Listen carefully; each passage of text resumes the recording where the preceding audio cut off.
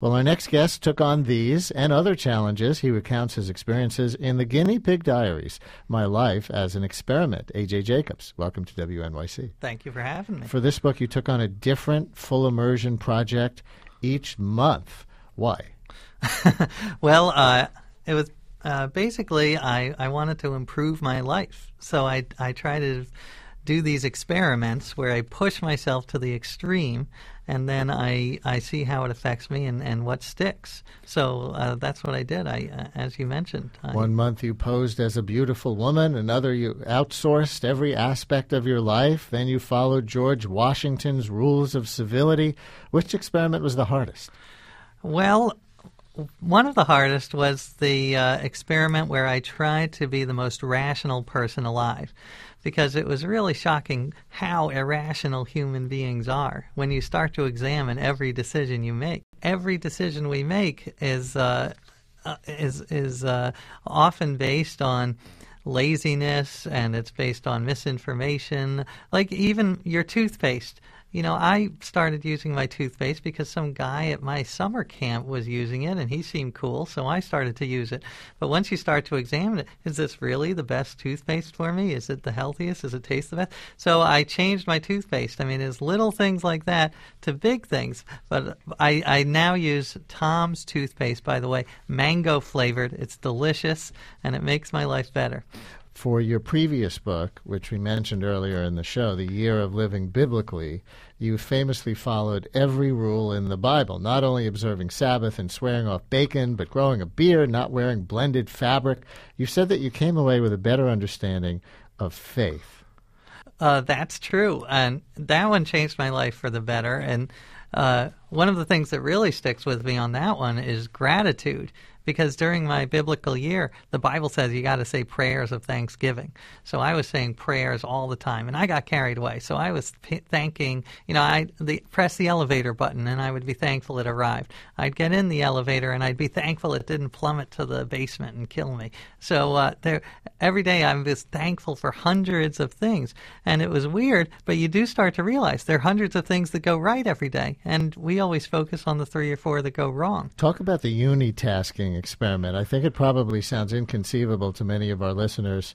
What is unitasking, and did your productivity totally nosedive?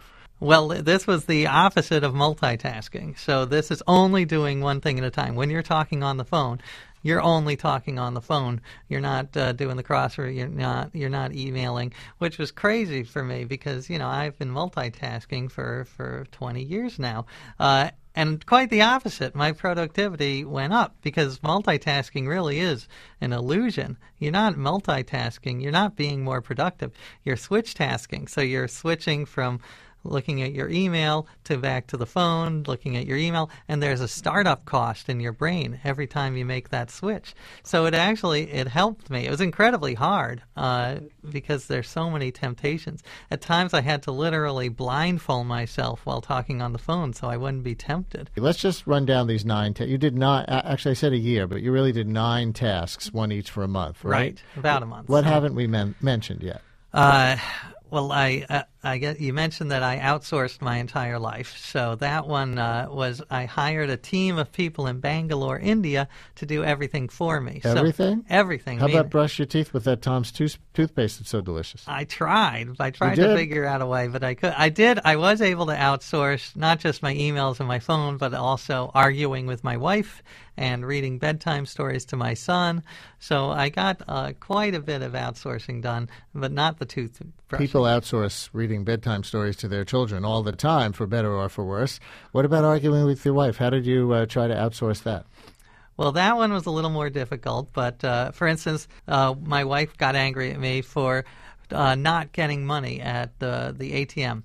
And so I would email my outsourcer and say, can you please apologize to my wife for not getting out money, but remind her that she too forgets things all the time. and then they would email her. The problem was my outsourcers were very, very nice. They were much nicer than me, so they would email, I'm so sorry, I love you so much. They would send her little electronic cards with hugging teddy bears. So she loved it. She said, oh, this is wonderful. This is great. They never got my little digs in. So they actually improved my marriage in that way. You can't outsource attitude. I think that's the What idea. else did you learn from the outsourcing experiment? Well, I mean, honestly, it made me nervous because these people were so polite, so confident, and so eager, so willing to do anything. That it made me nervous about the economy. And one thing that actually did restore my faith is that after this came out originally as an article in Esquire magazine, a man wrote me a letter and told me that he had been laid off, but he outsourced his job hunt. After reading my article, he hired someone in India to look for a job for him, and she found him a job within a week. So maybe maybe that's the solution. Outsource our job hunt.